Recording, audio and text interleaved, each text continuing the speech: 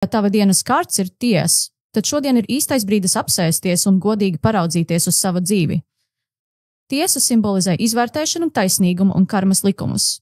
Tā saka, katram tavam solim ir sekas, un šodien ir diena, lai tās apzinātos. Tas nav biedējoši, drīzāk tas ir aicinājums uzņemties atbildību un mācīties no savas pieredzes. Ikdienas gaitās tiesa mudina sakārtot lietas, kuras jau sen gaida tavu uzmanību. Vai tu esi atbildi parādā uz vecu e-pastu vai kaudzi neizmazgātu drēbju? Šī kārta saka, nokārto vecos parādus un ej uz priekšu ar tīru sirdsapziņu. Tāpat šodien ir lielisks laiks, lai pārdomātu, vai tu dzīvo atbilstoši savām vērtībām, vai viss tavā dzīvē atbilst tam, kas tev patiešām ir svarīgs. Darba kontekstā tiesa norāda uz atklātību un pārskatāmību. Ja pēdējā laikā esi atlikusi svarīgu lēmumu, šodien ir īstais brīdis to pieņemt. Šī kārts liecina, ka tev jābūt godīgai gan pret sevi, gan citiem, vai esi paveikusi darbu pēc labākās sirdsapziņas, vai viss, ko esi solījusi, ir izdarīts. Tiesa atgādina to, ko dod pasaulei, pasaule dod atpakaļ. Tāpēc šodien nevilcinies ar jautājumiem, kas prasa godīgumu vai skaidrību. Attiecībās. Tiesa aicina uz atklātību un līdzsvaru. Vai ir kāds temats, kas kļūst par ziloni istabā? Šī ir diena, lai par to runātu. Godīgums, lai arī dažkārt grūts, ir pamats stiprām attiecībām. Ja esi viena, tiesa saka, vai tu esi gatava jaunai mīlestībai vai vēl turies pie pagātnes? Šodien ir laiks atbrīvoties no jebkādiem emocionāliem parādiem un dot sev iespēju doties tālāk ar vieglu sirdi. Šodien tiesa aicina apzināties savas jūtas un rīkoties saskaņā ar tām. Vai kaut kas tev ir nesakārtots? Vai jūties vainīga par kādu darbību vai vārdu? Šī kārts mudina piedot sev un citiem.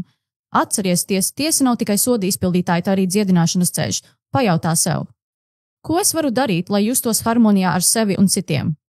Tātad, ja tava dienas kārts ir tiesa, šodien ir diena, kad būt atklātai, godīgai un gatavai uzņemties atbildību par saviem lēmumiem. Tā ir iespēja mācīties no pieredzes un sākt no jauna ar skaidru galvu un sirdi. Atceries! Pasaule vienmēr cenšas radīt līdzsvaru, un tu vari būt tās līdzsvara centrā. Un, ja šodien jūties kā sava dzīves tiesnese, dari to ar mīlestību un sapratni.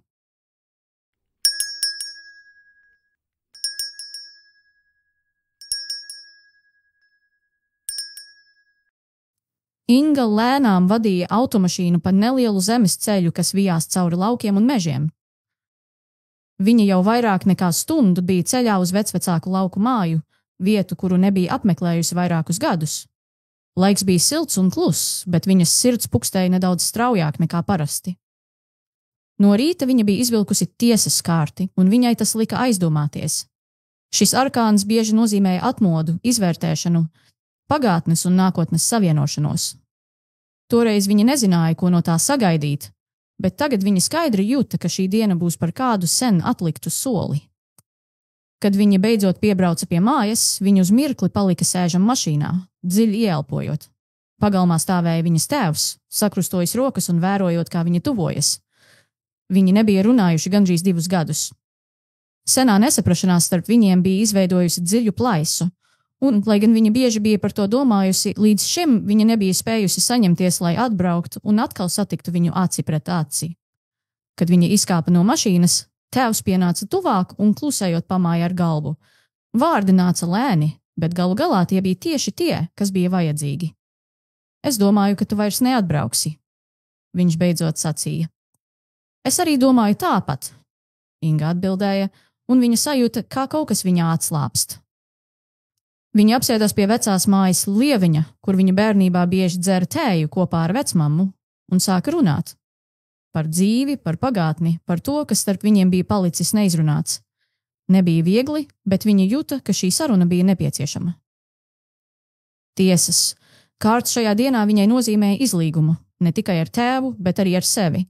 Viņa saprata, ka nevar mūžīgi dzīvot ar nepabeigtām sarunām un neatrisinātiem jautājumiem. Dažreiz vienīgais veids, kā virzīties uz priekšu, ir drosmīgi saskarties ar to, no kā esi centies izvairīties. Kad saule sāka lēnām rietēt, Inga saprata, ka viņa vairs nejūtas tik smagi kā no rīta. Viņa bija atradusi daļu no sevis, kas ilgu laiku bija palikusi nepamanīta. Un viņa zināja, ka šis bija tikai sākums.